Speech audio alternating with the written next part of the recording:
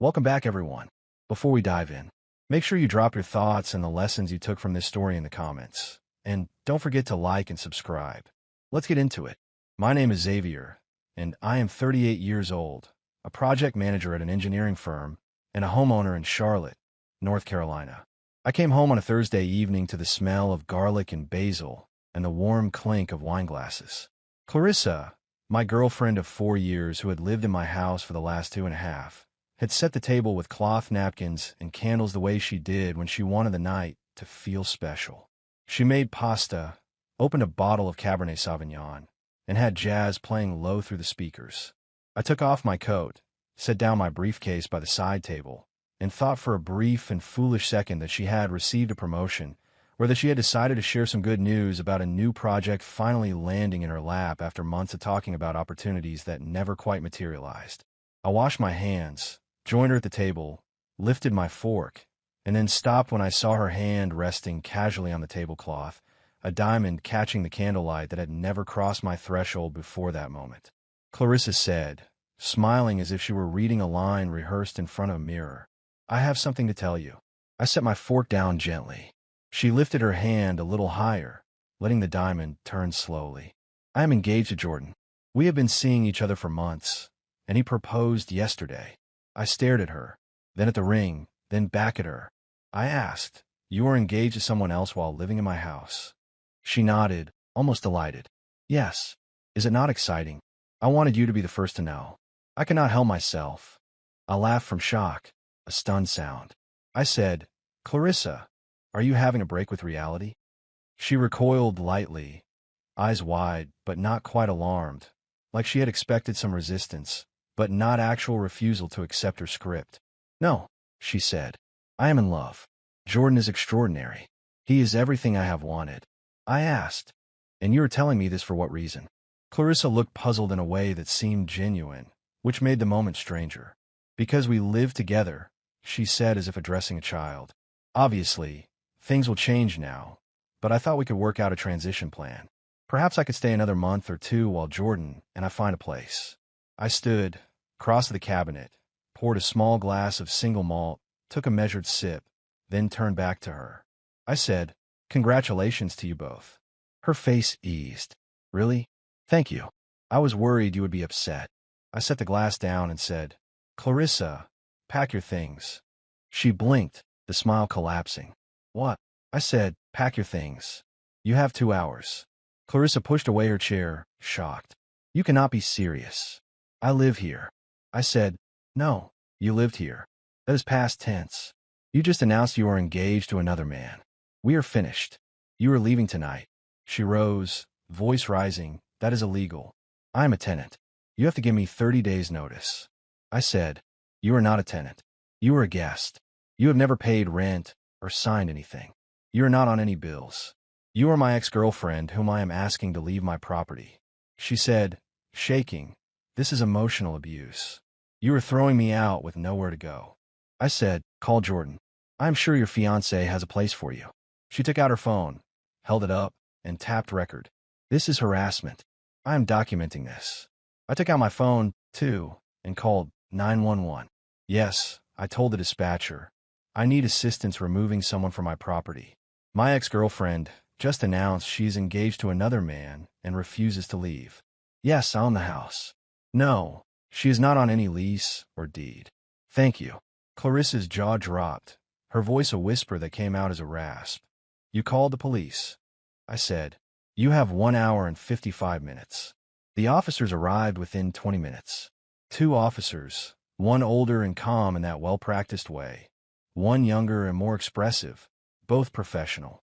I showed them my deed and my identification and explained the situation without embellishment. They looked at Clarissa with disbelief that they attempted to hide and failed. The older officer said, "Ma'am, is it true you just announced your engagement to another man while living here?" Clarissa said, "That is not illegal." The officer nodded. "No, ma'am, but if you're not a legal tenant and the homeowner wants you to leave," Clarissa cut in, "I have lived here for years. I have rights." The younger officer asked, "Do you have a lease agreement?" Clarissa held her chin high. "No." "Do you receive mail here?" he asked. "Yes," she said, eager. That does not establish tenancy without other factors, the older officer said gently. I opened my banking application in front of them and scrolled through mortgage payments, utilities, insurance. Everything is in my name and paid by me, I said. She has never paid a dime. The younger officer turned to Clarissa, tone softening as if to coax her back to reality. Ma'am, you announced you were marrying someone else. Why would you want to stay here? Clarissa stared at the dining room wall, then said, I need time to figure things out. The older officer looked at both of us and said, technically, she might have some claim to residency, depending on local regulations. But given the circumstances, ma'am, I strongly suggest you pack what you can tonight and leave voluntarily. Otherwise, this becomes a legal matter that could drag both of you into court. Clarissa's eyes filled with angry tears. This is unfair, she said. The younger officer replied, Ma'am, you told this man you were engaged to someone else. What outcome did you expect? Clarissa called Jordan while she packed in our, no, my bedroom. Her voice carried down the hall. I heard her say, no, I cannot come there tonight, and so I should go where? She had been telling everyone she had options, but that night those options narrowed to nothing real. She packed 2 suitcases and 4 garbage bags, all while live streaming on Instagram, narrating that I was throwing her out because she had found true love. I said nothing at first. She turned to me while the officers waited near the door. I will be back for the rest of my things, she said coldly. Text me when. I said, I will have them in the driveway. She paused and said, you are going to regret this, Xavier. I said, probably not as much as you are going to regret announcing your engagement over pasta. The officers waited until she drove away in the sedan I had been letting her use, keys on the ring I had given her months into the relationship, long before disappointments became routine. After she left, the older officer said, change your locks tonight and consider adding cameras.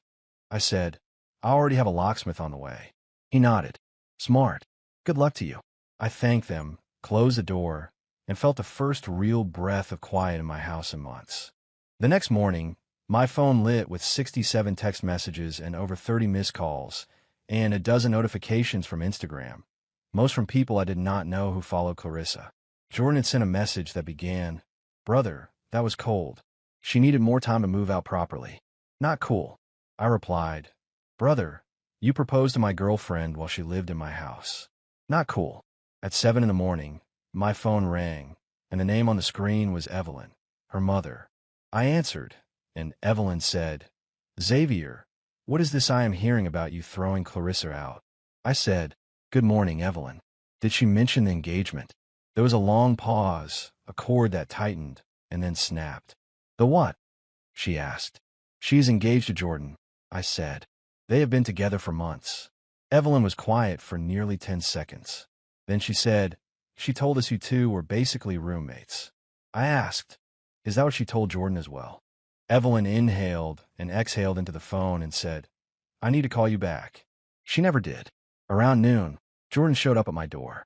He was mid-30s, lean, wore his hair in tight curls, and had a purposeful stride that tried to read his confidence.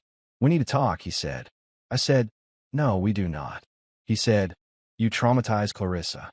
I answered, your fiancé announced your engagement to me over dinner in my house, where she was living. Were you under the impression that was a reasonable thing to do? He tried to hold steady. She said you knew about us.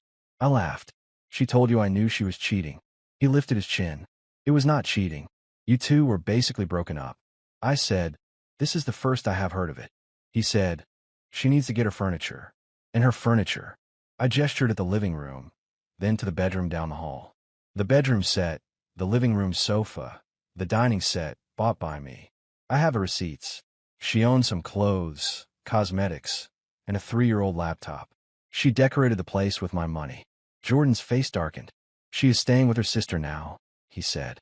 Do you know how humiliating this is for her? I said, for her.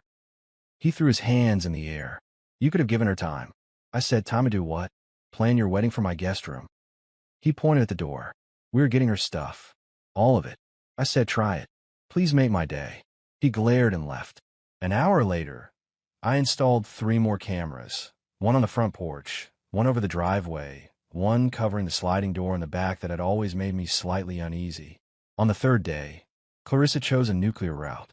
She posted on social media that I was an abusive ex-boyfriend who threw her out because she had found someone who treated her with care. She wrote that I had been controlling and manipulative, that she had been trying to leave for months, but I would not let her. It might have worked in some circles. She had the ability to make a performance feel like truth, but I had something better than performative sadness. I had receipts. I posted a single response on my profile. Interesting narrative. Here are facts. I listed that she had announced an engagement to another man while living as a guest at my house, that she had never paid a bill, never signed a lease, never contributed to the mortgage or utilities. I attached last week's text messages where she wrote that she loved me and sent me heart emojis for lunch I had dropped off at her job interview that did not materialize. I posted screenshots of her asking me for money to cover her student loan payment 2 weeks before the announcement. I posted her, "I love you" from 4 days before the dinner. I included the pending credit card charge for a spa day she had taken, which turned out to be a spa day with Jordan.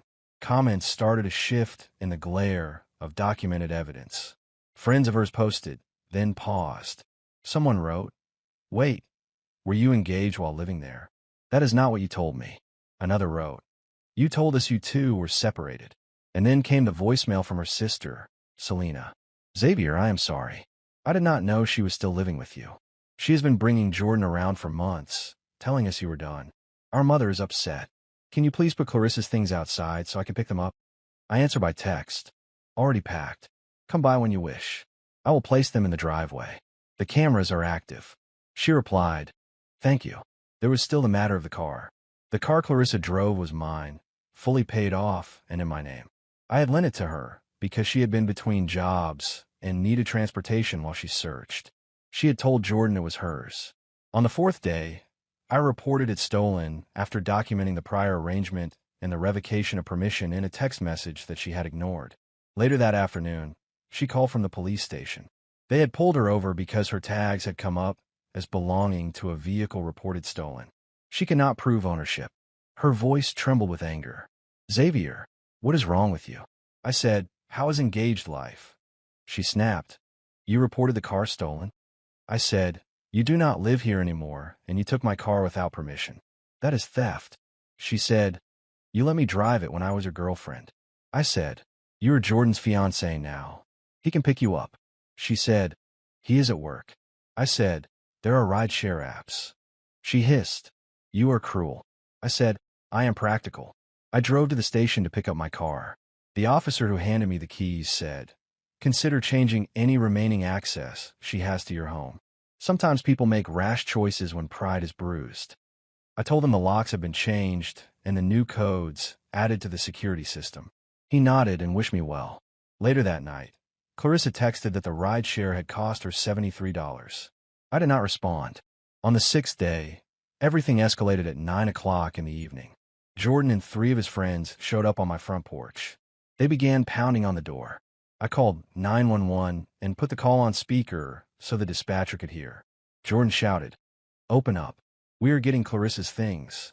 I raised my voice through the closed door and said, "Please leave my property. You are trespassing." Jordan retorted, "She owns half this stuff." I said, "She owns nothing here. I have receipts for everything." The cameras caught one of his friends attempting to pry the back sliding door with a slim piece of metal. The motion lights triggered, the siren on my security system chirped twice, and the feed recorded faces clearly. The police arrived quickly. For men attempting to break into a house in a quiet residential neighborhood tends to move up the priority list. Jordan stepped back from the front porch and tried to look calm. "Officer, this man stole my fiancé's things," he said. "We were just trying to retrieve her property." I invited the officers inside and showed them the security footage on my television. "Attempted breaking and entering and trespassing," I said evenly. "I would like to press charges." The friend who had tried the sliding door received handcuffs. Jordan and the other 2 were given citations and trespass warnings. The officer told them that if they returned, they would be arrested immediately. Jordan shouted something about lawyers and lawsuits as his friend was placed in the patrol car. I looked at him and said, "Your fiancée lived here for 2.5 years without paying rent while seeing you behind my back. I could sue her for back rent at market rate. Do you want to begin the legal game? My resources are solid." On the 10th day, Evelyn called and asked to meet. I want to hear the truth, all of it, she said. We met at a quiet coffee shop near the University District in Charlotte. Evelyn arrived, looking tired and older than she had looked 2 weeks before at a family dinner, where she had congratulated Clarissa on her creative projects. She folded her hands around her paper cup and said, "Show me." I placed my phone on the table and scrolled through bank statements showing mortgage payments, utilities, groceries, credit card statements with Clarissa's charges for hair, nails, spa treatments. I showed the text from days before where Clarissa spoke about her future, vacation plans we discussed for New Orleans, and repairs we scheduled for the backyard fence. I showed the receipt from dinner the night before her announcement, at an expensive restaurant in uptown Charlotte she had insisted we go to, now obviously a private celebration for something she did not include me in. Evelyn's face seemed to close in on itself. She said, "She told us you two had been separated for 6 months. She said you were basically roommates." I said, "That is not true." Evelyn shook her head slowly. She said you were unstable, that you yelled and would not let her leave. I said, "I have been nothing but steady. I have never raised my voice at her beyond what you saw on my security footage when men were pounding on my door. I'm project manager. My life is schedules and budgets and measured tone." Evelyn nodded as if she had known all along, but had wanted to believe her daughter more than her instincts. "She has always been like this," Evelyn said softly. "Her father and I enabled it. When she was younger, she dated 2 boys at once and convinced each that the other was just a friend. We should have been firmer. We should have taught boundaries. We kept thinking she would outgrow it." Evelyn reached in her purse and pushed an envelope toward me. "This is $5,000, she said. "It is not much, but it is something for what she took from you." I shook my head. "I cannot take this." Evelyn said, "Please consider it an apology from her father and me. We raised her, and we bear some responsibility for the carelessness she treats people with." I held the envelope and nodded. "Thank you." Evelyn pinned me with a direct look. "Jordan is already having second thoughts," she said. "Now that Clarissa is staying with Selena and asking him for money constantly, he is seeing what you dealt with." I said, "That is not my problem anymore." Evelyn reached for my hand and squeezed it before she stood. "No, it is not," she said. "I'm sorry, Xavier. You deserve better." In the 3rd week, Selena texted me privately. "Can we talk without Clarissa knowing?" When we spoke by phone, she sounded exhausted. "She is driving me out of my mind," Selena said. "She will not get a job. She will not help around the house. She sits on Instagram all day talking about her trauma and planning her wedding while asking me for rides and money. Jordan has only been over twice. She keeps asking him for things, and he is getting strange about it." I said, "That is not my problem." Selena laughed, not with humor, but with weary relief. "I know," she said. How did you live with this for so long?" I said, "I loved her, or I thought I did." Love makes you think patience is a virtue when it is actually being used against you. Selena sighed. "She has been telling people you two had an open relationship. She said you knew about Jordan and were fine with it until you got jealous." I said, "That is a new lie. Add it to the pile." Selena asked, "Did she ever contribute anything?" "Anything at all." I said, "She made dinner sometimes, with groceries I paid for. She vacuumed when she was in a good mood. She lit candles and took photos of rooms and wrote captions about minimalism and balance. I cannot think of times she paid for a single bill without reimbursement." Selena groaned. "I'm giving her 30 days. Then she's out. I cannot do this." I said, "Good fortune to you." 2 weeks later, she called again, voice tight. "She will not leave," Selena said. "She says I cannot kick her out because we are family." I told her to consult a local attorney for guidance on guests who overstay and to install cameras in common areas, in case Clarissa escalated to accusations. Selena choked out a laugh. "Jordan dumped her," she said suddenly. I nearly spilled my coffee. "What?" I asked. "Yes," Selena said. "She kept demanding he pay for everything. He suggested she get a job, and she became furious. Then she found out his marketing consultant title was part-time at his father's small company. He has been exaggerating. They are perfect for each other, if you think about it, just not in the way they want to be." Selena continued. "She is saying she is going to sue you for emotional distress and an illegal eviction." I said, "She can try. She is aware I have an attorney." A week later, a courier delivered a cease and desist letter to my door. It demanded I return Clarissa's property, a list that included items I had bought and could document, and pay her $50,000 for emotional distress and an illegal eviction. My attorney, a precise woman who never raised her voice, laughed. She announced she was engaged to another man while living with you at no cost, and now wants money, she said, flipping through the letter. Let me handle this. Her response was thorough, 3 pages of consistent and measured argument that concluded with a clear intention to countersue for 2.5 years of back rent at market rate, $48,000, if Clarissa pursued the matter in court. Clarissa's attorney dropped her almost immediately. Clarissa attempted to file something on her own. What she filed was 17 pages of rambling sentences about emotional terrorism and something she called love discrimination, a phrase that made no legal sense. The judge read long enough to be polite, then dismissed it in less than 5 minutes. But the filing had one unexpected outcome. Clarissa had to list her address, and it turned out she was living with Jordan again at his apartment in a neighborhood near downtown Raleigh. This put her back under the watchful eyes of Jordan's roommates, who were not impressed by ongoing drama in their shared space. In the 7th week, Jordan called me. His voice was strained, the performative confidence gone. I need your help, he said. For a moment, the audacity amused me so completely that I had to hold the phone away. That is an extraordinary statement, I said. He said, please. She will not leave. She is not on our lease, but she refuses to go. She is threatening to say I assaulted her if we try to make her leave. I said, and you want my help because? He said, you got her out in one night. I said, I called the police immediately and had security footage. That is all. He said, can you talk to her? Tell her to leave.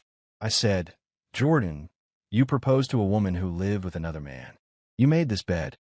He said, I did not know. She said you two were done, and I believed her even though she still lived with you. I said, that was a spectacular failure of judgment. He was quiet, then said, please, I am asking. I said, here's my advice. Install cameras in common areas today. Document everything. When she threatens false accusations, record it, and call the police yourself. The person who calls first often creates the initial narrative. Make sure yours is the one that is recorded. He said nothing for a long moment, then said, thank you. I said, also, perhaps in the future do not propose to women who are living with someone else. He hung up. 3 months passed. Quiet returned to my home. True quiet. The comfortable background noise of the refrigerator hum. The faint rattle of the mail slot at 10 in the morning. The soft thud of my feet on hardwood in the early hours when I made coffee and watched the sun come up over the oaks that line my street. Clarissa moved back in with her parents after Jordan's roommates threatened legal action through their landlord and documented her behavior. She was 33, working part-time at a clothing store, posting about her journey of self-discovery and how she was a survivor of narcissistic abuse. It is possible to believe your own stories until the world refuses to give you a stage. She became engaged again to a man she met online who lived in another state, Ohio. I heard from a mutual acquaintance. They had never met in person. Jordan moved back with his parents after his roommates ended their tolerance. He set his social media to private. Mutual friends said he now posted motivational quotes about learning from mistakes, followed by captions about growing through pain. Posters sometimes grow when the audience changes. I did not begrudge him his reclamation. People can learn. People can also say they learned while repeating themselves forever. Evelyn and Leon, her father, sent me a Christmas card with another check for $2,000 and note that said they had started therapy to address enabling behaviors and painful patterns that they had ignored for too long. They wrote that they had given Clarissa a deadline to move out by spring if she would not engage in treatment or consistent work. Selena and I became friendly in an ordinary way. She started therapy too, and she told me that understanding her family dynamics felt like unlocking a room she had lived in without knowing where the door was. As for me, my house felt clean in a way that was not about dust or dishes. I began dating someone new, Naomi. She has her own house, her own car, her own established career. She insisted on splitting checks from the first date in a way that was matter-of-fact rather than performative. We met through friends at a gallery opening in Durham, spoke about art we did not pretend to fully understand, and laughed at the same unexpected moment when the docent said something unintentionally funny. It is curious how normal it feels to be with someone who contributes equally. It makes you realize how uneven the floor was before you learned how to stand on it. One night, I ran into one of Jordan's former roommates at a bar in Raleigh while I was there for a site visit. He recognized me and approached cautiously to see if I would be civil. I was. He told me, without reservation, the full story of their last days. Clarissa had convinced Jordan to propose by telling him she was pregnant with his child while she still lived with me. The timeline made no sense even if you squinted. She would have been pregnant while sleeping with me several times a week. When he figured out she had lied about the pregnancy, after she could not produce a single medical visit or test, he tried to end the engagement. That is when she threatened to claim assault. The roommates installed cameras in the living room and kitchen without telling her. They caught her on video, admitting she was never pregnant and laughing about how easily men can be manipulated. They handed the footage to Jordan, who brought it to the police, who escorted her out for trespassing and attempted extortion. She tried to claim the roommates had violated her privacy. The officers explained that shared common areas in a rented home carry no expectation of privacy. The roommate shook his head and said, "We wanted calm." After she left, it was like the air became breathable again. Looking back, the signs had been there like low-grade static on the edges of a picture. Clarissa had not worked steadily in 2 years. Always had a reason for why a job did not fit. Always had a crisis that swallowed the day she had promised to call back. She had big dreams and no plans. She talked about launching a podcast, and then she talked about a clothing line, and then she talked about teaching mindfulness at a community center, and then she talked about starting a nonprofit. She did not file a single business registration or open a business account or do anything beyond posting a photograph of a notebook and a latte with the caption "building." When I think of the dinner where she told me about the engagement, I see the quiet thrill in her eyes.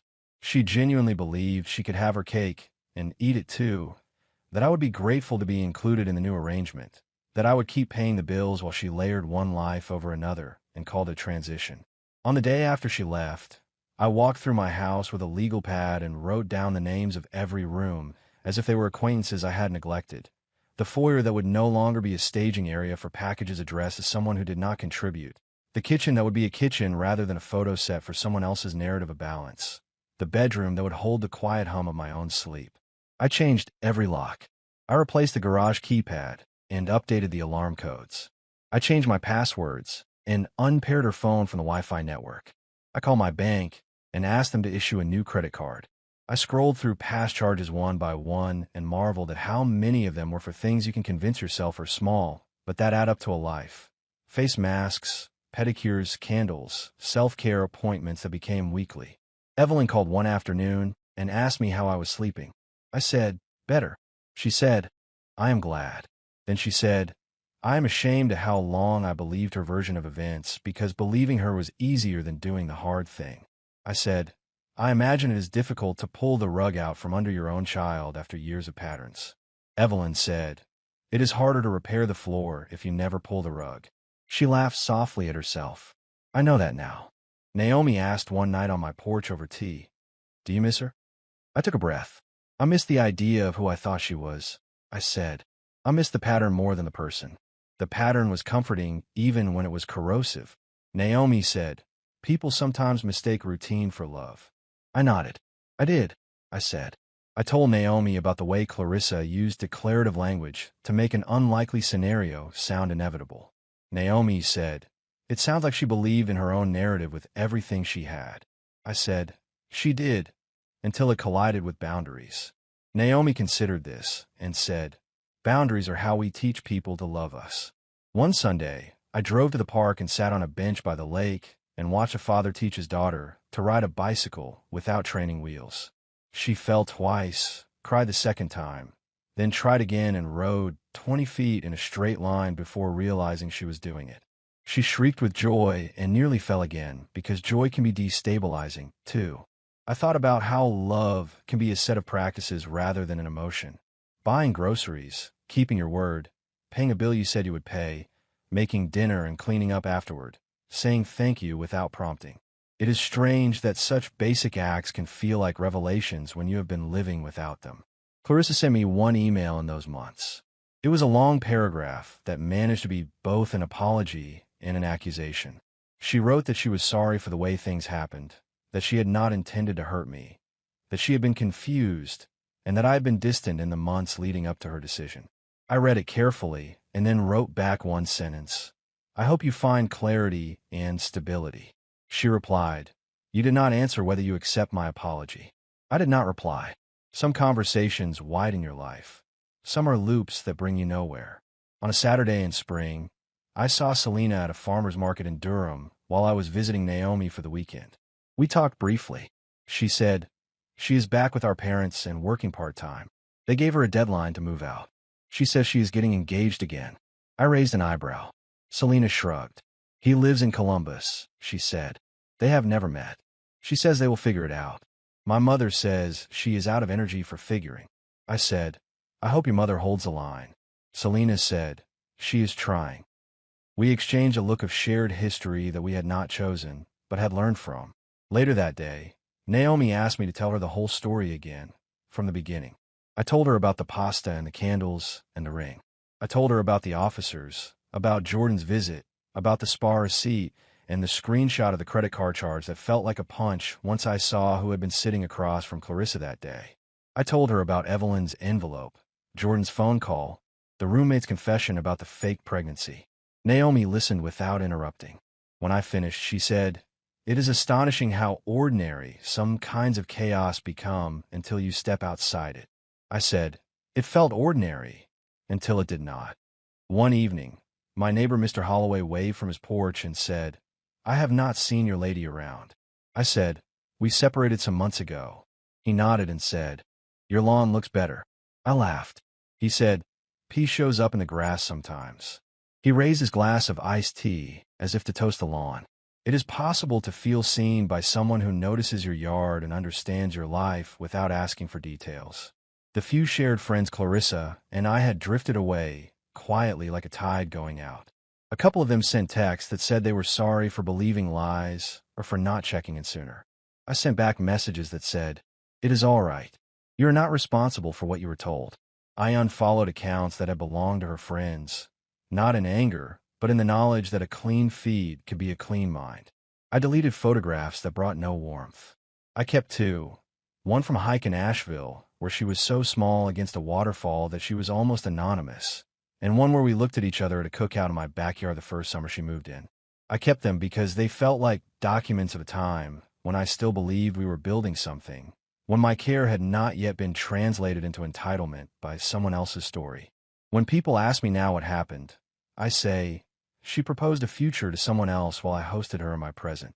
If they want details, I tell them a little more. If they want gossip, I do not oblige. I will not build my stability on the spectacle of her chaos. She does not deserve a place in my living room again. Not on a couch, not as a story shouted loudly in a rooms full of strangers. But she deserves truth where truth matters. She lied. I told the truth. People chose what they did with that. The best revenge is living well, is something people say when they want to sound wise in just 6 words. It can be a cliche unless you live it with your jaw unclenched and your bills paid and your rooms quiet. Living well is not punishment for anyone else. It is a gift you give to yourself after you finally see that love is supposed to lighten your load, not hand you bricks while calling them flowers. My house is peaceful. My expenses went down. My evenings have the shape of rest and conversation instead of interrogation and justification. I wake each morning in a bed that feels like mine again and walk into a kitchen that is not a stage.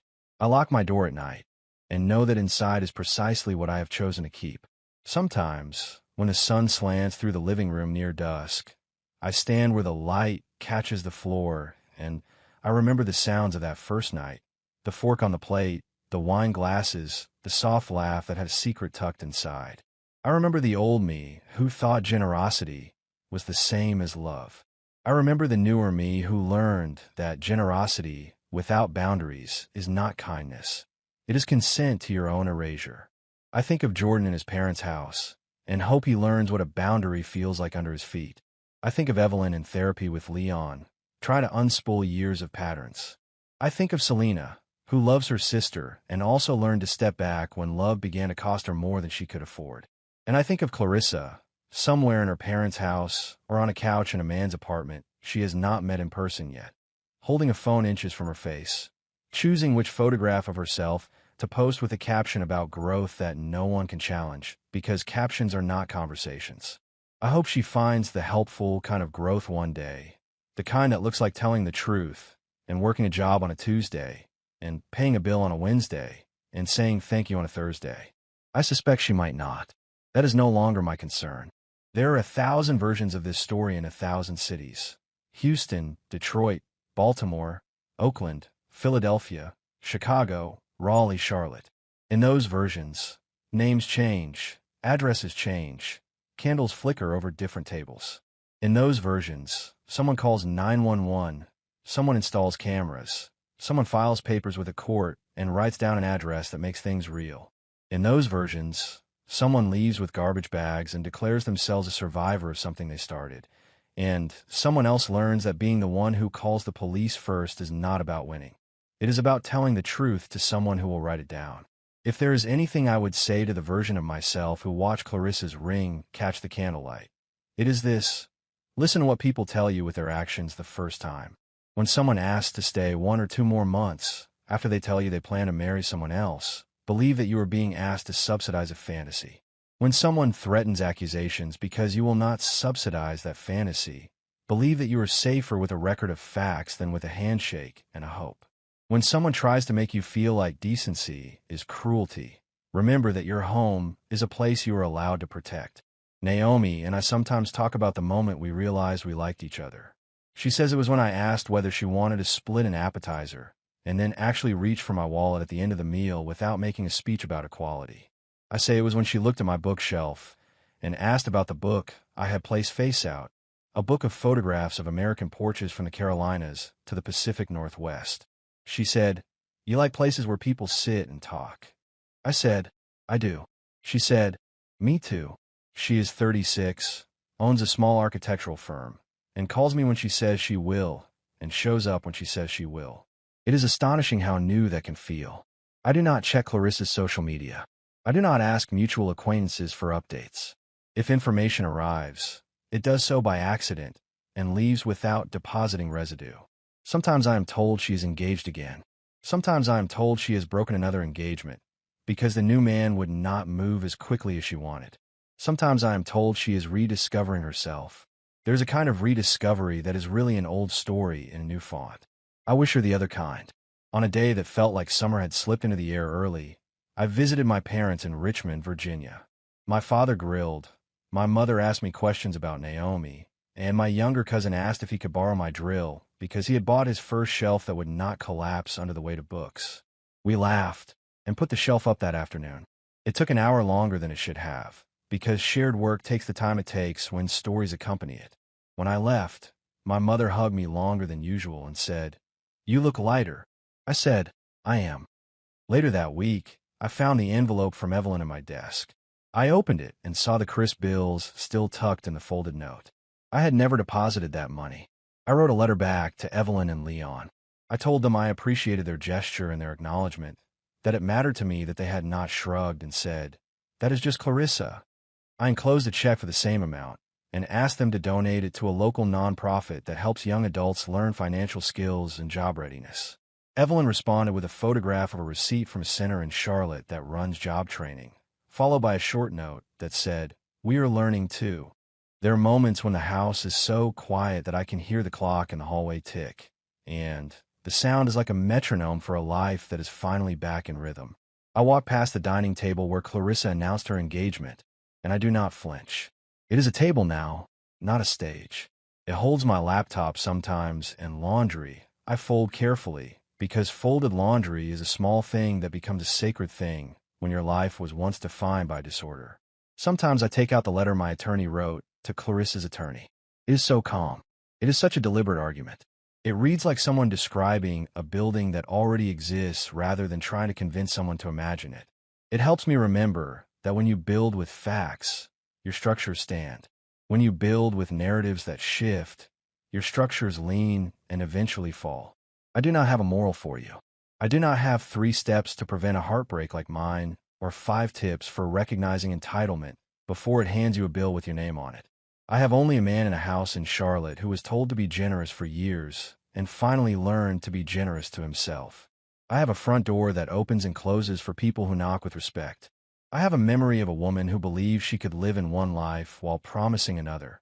And I have the door that closed softly behind her when she left with 2 suitcases and 4 garbage bags, and a phone held up to broadcast a story that could not withstand a bank statement. The last time I thought of Clarissa for longer than a minute was when Naomi and I sat on my back steps and listened to a summer storm roll in from the west. It came dark and sudden, a wall of gray rain that made the trees bow and the air smell like metal and soil. Naomi said, "Do you ever wonder what would have happened if she had kept it going quietly? If she had kept this all under wraps longer?" I said, "Sometimes." Naomi said, and I said, "If she had been more strategic, I might have lost more years." The dinner was an act of arrogance, but it was also an act of mercy. It ended things quickly. If she had strung me along, I might have stayed, believing the last good day was a promise for the next one. Naomi leaned her head on my shoulder. "Then thank the storm," she said. I slept well that night. In the morning, the yard shone as if someone had washed the world while I was not looking. I brewed coffee, opened the windows, and let the air in. The house held the smell the way a chest holds clean shirts. I thought of the officers who told me to change my locks, of Evelyn pressing the envelope across the table, of Selena calling to say she could not take the chaos anymore, of Jordan asking for help he should have known how to give himself. I thought of my own voice saying, "Pack your things.